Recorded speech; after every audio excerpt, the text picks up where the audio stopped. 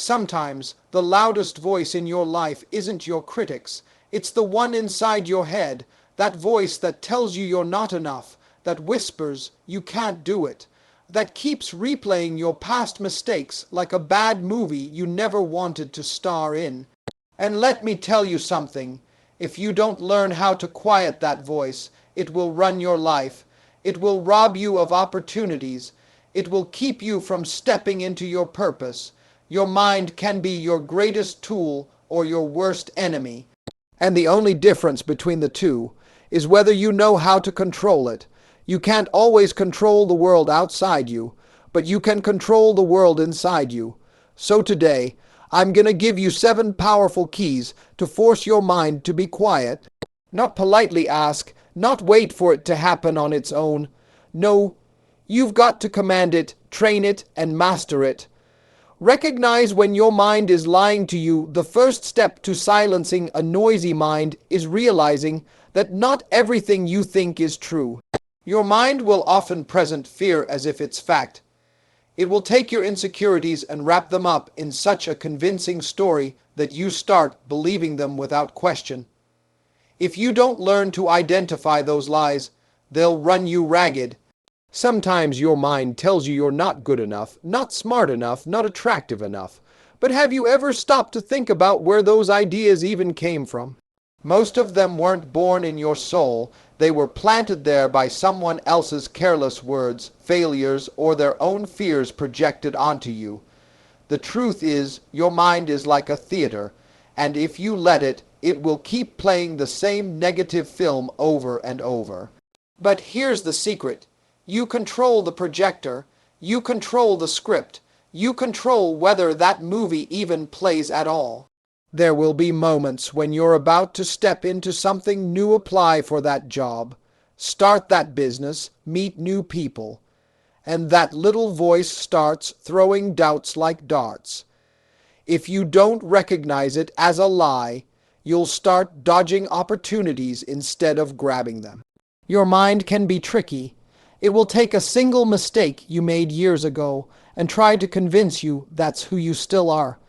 It will act like your past is your permanent address when it's really just a place you pass through. That's why you must constantly check your thoughts against the truth. One of the most powerful questions you can ask yourself is this true or just something I've been telling myself? That one question can save you from hours, even years, of unnecessary suffering. Recognizing lies is not about pretending everything is perfect. It's about filtering what's real from what's imagined. It's about choosing not to let fear narrate your life story. The dangerous thing about a lie you believe is that it shapes your choices. And your choices shape your life. That's why this step is not optional. It's essential. When you identify a lie, you strip it of its power. When you name it, you stop it from running in the background, sabotaging you quietly. Lies thrive in silence. They weaken in the light. You must get in the habit of asking yourself, whose voice is this? Sometimes it's the voice of an old teacher who doubted you. Sometimes it's an ex who tried to break you. And sometimes it's your own insecurity speaking. But it's not the truth. Your life changes when you decide that the loudest voice in your mind will not be the most negative one. You can't always stop the thought from coming, but you can stop it from taking root. The more you practice this, the quicker you'll catch the lies. And the quicker you catch them, the less they'll control you. That's how you weaken the noise and make space for peace. It's not about ignoring reality. It's about refusing to let fear and insecurity define it. When you live from truth instead of lies, your steps become lighter, your vision becomes clearer, and your mind begins to quiet itself. Because here's the thing, you can't silence a noisy mind until you first know which voice isn't yours. And once you know that, you're already halfway to peace. Use your mouth to silence your mind. There's a reason why it's hard to think and talk at the same time. You can't run both programs at full speed. When your mind starts running wild, One of the most powerful tools you have is your own voice. When that inner noise is loud, don't just sit there and let it scream at you. Open your mouth and speak something different. Your words have the power to interrupt your thoughts. They can break the cycle before it spins out of control. You ever been in the middle of worrying about something and then somebody calls your name and you have to respond? That simple act of speaking changes the direction of your mind. That's what you can do for yourself. Call your own name, pull your own attention back. When fear tells you, you can't do this, speak out loud, I've done hard things before and I'll do this too. When doubt says you're not ready, respond with, I am more prepared than I realize. It's not about pretending the problem doesn't exist. It's about refusing to let it have the only microphone in your head. If your thoughts are negative, you can't just hope they go away. You have to drown them out with something louder. Some people wait until they feel confident before they speak confidently, but it works the other way around too. Sometimes you have to speak confidently to feel confident. Your mouth can lead your mind. You can use affirmations, you can quote scripture, you can even remind yourself of past wins. But whatever it is, make sure it's stronger than the fear you're feeling, because the mind will obey the words you repeat the most. If you keep saying, I can't, your mind will believe you. If you keep saying, I will find a way, your mind will get busy trying to find it. Your words set the mental agenda. You can't control every thought that pops into your head, but you can control the words that come out of your mouth. And those words can shift your emotions, your focus, and your energy.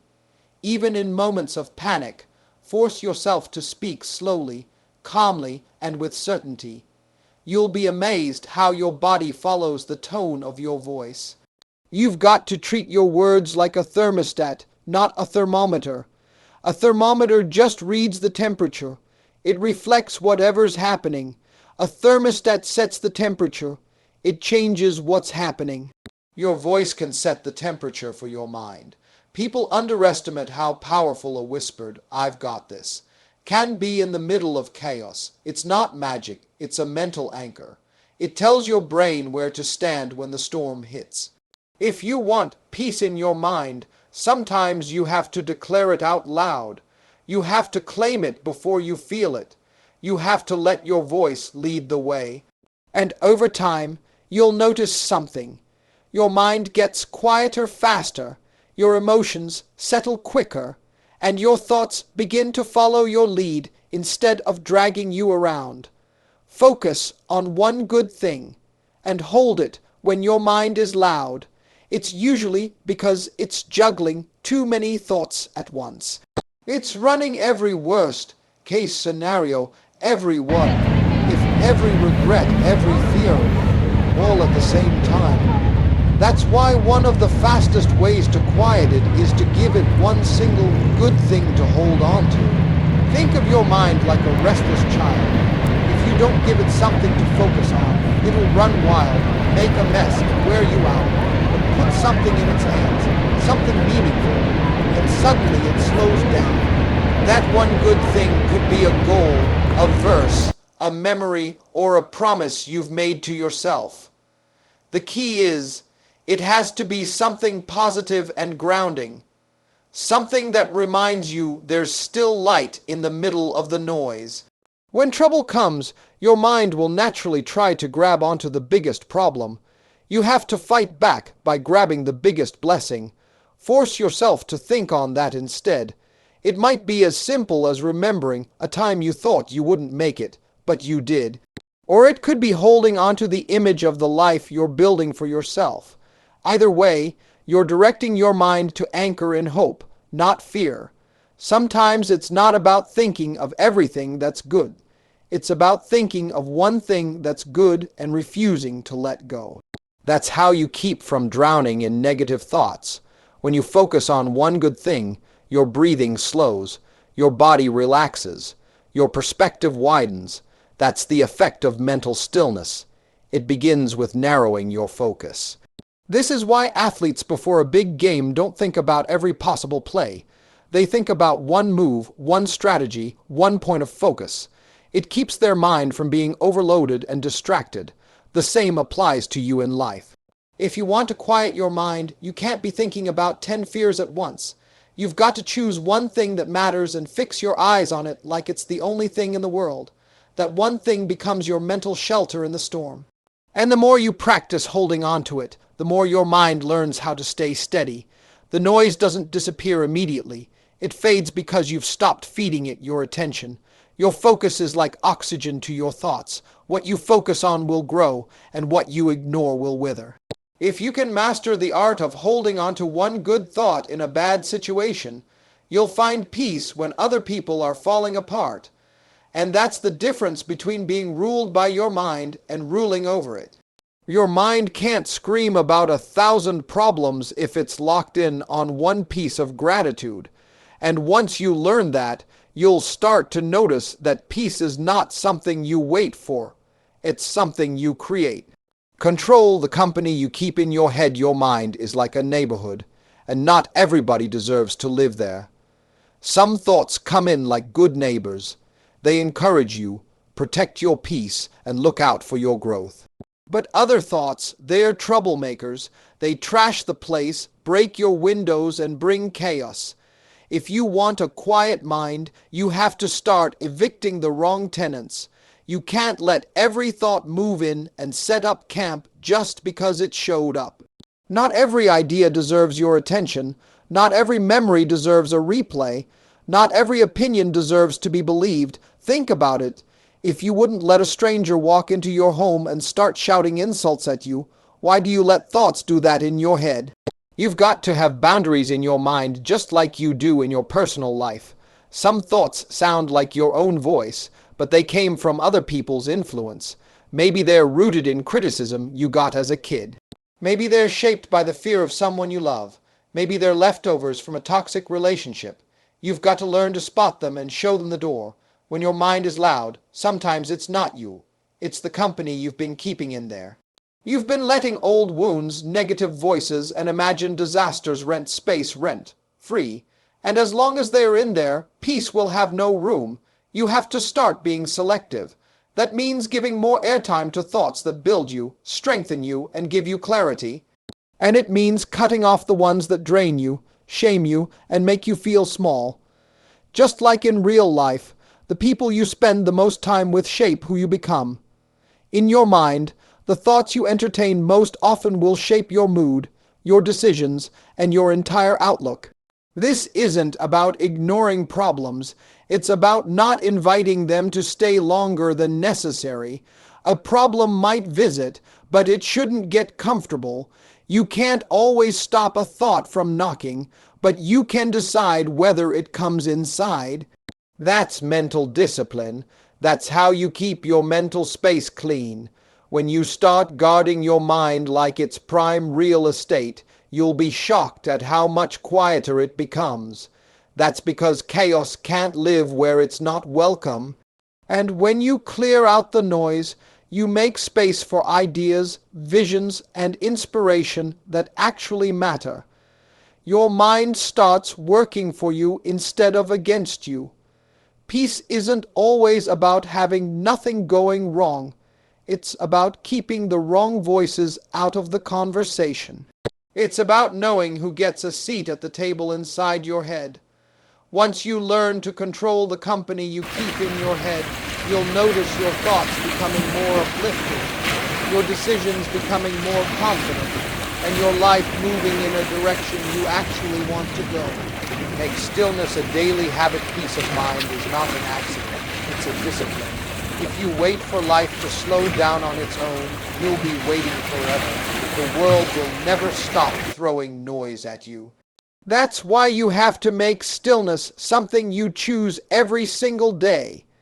Stillness isn't always about sitting in silence with your eyes closed, although that helps. It's about intentionally creating moments where your mind has nothing to do but breathe. No phone in your hand, no endless scrolling, no constant input. Just space For some people, that stillness comes in the morning before anyone else wakes up. For others, it's a walk without headphones or a few minutes at night with the TV off. The form doesn't matter as much as the habit. The habit is the key. When you make stillness a daily practice, your mind starts to reset faster. You stop carrying yesterday's noise into today's opportunities. You stop waking up already overwhelmed before the day even begins. In the beginning, stillness can feel uncomfortable. Your mind will resist it. It'll try to pull you back into motion, back into the habit of distraction. But if you stay with it, the resistance fades and the peace grows. A quiet mind is like a muscle. It gets stronger the more you train it. And just like you don't get fit by going to the gym once, you don't get mental stillness by trying it once. You show up for it daily. Stillness teaches you how to hear your own thoughts without being ruled by them. It teaches you how to separate what's urgent from what's important. It gives you clarity that rushing never will. When your mind gets used to stillness, you'll notice it starts bringing that calm into busy moments. You can be in the middle of a storm and still feel anchored because you've built that muscle in the quiet times. A lot of people think they can't afford to take 10 minutes for stillness, but the truth is, you can't afford not to. Those minutes pay you back in clarity, energy, and emotional strength.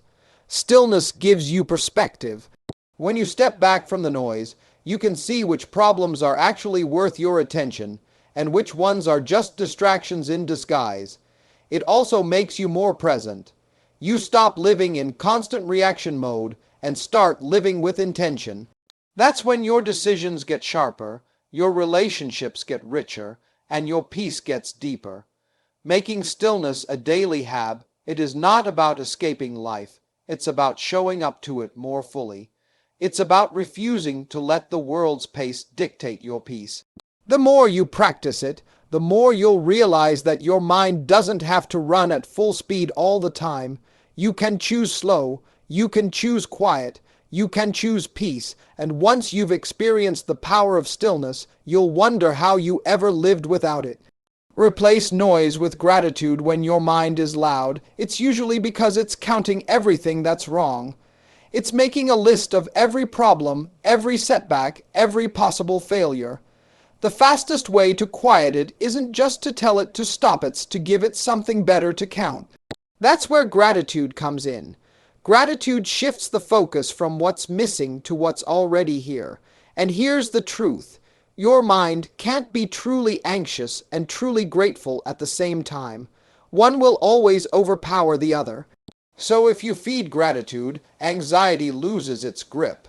Most people think gratitude is about waiting until something amazing happens, but the real power comes from finding it in the ordinary. Waking up with air in your lungs, having food in your kitchen, being able to walk, talk, or think. Those are blessings people take for granted until they lose them. When the noise in your head is deafening, start listing what's good right now. Say it out loud, write it down, force your mind to look for it. At first, it might feel mechanical, but the more you do it, the more naturally it comes. Gratitude doesn't ignore the hard stuff. It just refuses to give it all the attention. It's like turning down the volume on a bad song and turning up a better one. The noise is still there in the background, but it no longer controls the atmosphere. When you focus on gratitude, you train your brain to look for what's right instead of obsessing over what's wrong. And what you focus on expands, so over time, your mind starts spotting blessings where it used to only see problems. It's not just about feeling better, it's about thinking better. A grateful mind makes wiser decisions because it's not operating from panic or scarcity. It operates from a place of abundance and possibility. Gratitude also humbles you. It reminds you that you've survived things you thought you couldn't. It shows you that even in seasons of struggle, there were still gifts hidden in the days. One of the most powerful ways to practice it is to start your day by naming 3 things you're thankful for. Then, when your mind starts getting loud later, Go back to that list. It's a reset button you can press anytime. Some days you'll have to dig deep to find something to be thankful for, and that's okay. Even if all you can say is, "I'm grateful I made it through today," that's enough. The point is to keep your mind from being swallowed by negativity. Gratitude also changes the way you talk to yourself. Instead of saying, "I have so far to go," you start saying, "Look how far I've come." That shift alone can bring instant peace to a restless mind. The more you practice gratitude, the less room your mind has for complaints and self-doubt. It's not that problems disappear, it's that they stop being the center of your mental universe. Your mind becomes quieter not because the world changed, but because you chose to fill it with appreciation instead of agitation. And that's a power you can use anytime, anywhere. Once gratitude becomes your default response, you won't just have a quieter mind, you'll have a stronger one, too. Discipline your thoughts like you discipline your actions. Most people know how to discipline their actions. You show up to work on time. You follow through on your commitments. You keep your word. But when it comes to your thoughts, you let them run wild, coming and going as they please, saying whatever they want, whenever they want. If you want a quiet mind, you have to treat your thoughts with the same discipline you treat your actions. You wouldn't let your body wander into places it doesn't belong, so don't let your mind wander there either. Discipline doesn't mean you control every thought. It means you take responsibility for what you entertain. Just because a thought knocks on your mental door doesn't mean you have to invite it in for dinner. It's about catching yourself when you start rehearsing fears or replaying failures. It's about interrupting the pattern before it snowballs into something bigger. You can't stop the first thought from arriving, but you can stop it from becoming a habit. When you start treating your mind with this kind of discipline, you stop being a passive passenger in your own head. You become the driver. You choose the route. You decide when to hit the brakes and when to accelerate. A disciplined mind doesn't chase every distraction. It knows how to say "not today" to the thoughts that would pull it into chaos. It knows how to stay on track even when the noise is tempting. One way to build this discipline is to set mental boundaries. Maybe you don't allow yourself to dwell on problems before you've had breakfast. Maybe you refuse to replay a mistake more than once. Maybe you only give yourself 5 minutes to vent, and then you shift to solutions. At first, your thoughts will fight back. They'll try to convince you they deserve your attention.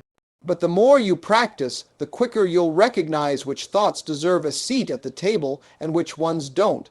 Disciplining your mind is like training a dog. It doesn't happen in one day. You have to consistently redirect it until it learns where it's allowed to go. And once it learns, it starts to behave even when you're not watching. When your mind is disciplined, you can face pressure without panicking. You can hear criticism without crumbling. You can experience setbacks without spiraling. It also makes you more intentional. You stop wasting mental energy on battles you were never meant to fight.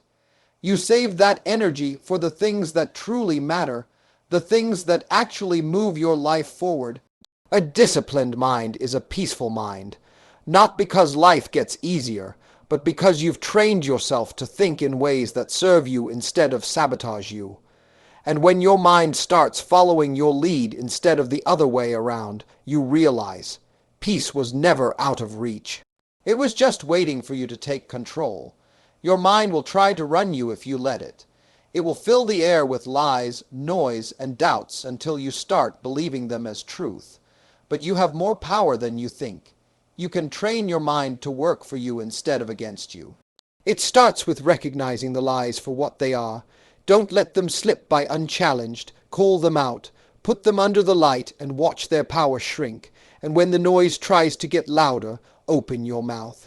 Speak life over yourself. Speak victory. Speak hope. Then find one good thing to hold on to. Don't scatter your focus. Lock onto that one thought like it's your lifeline. And while you're doing that, clean house. Kick out the thoughts that don't belong. Protect the company you keep inside your own head.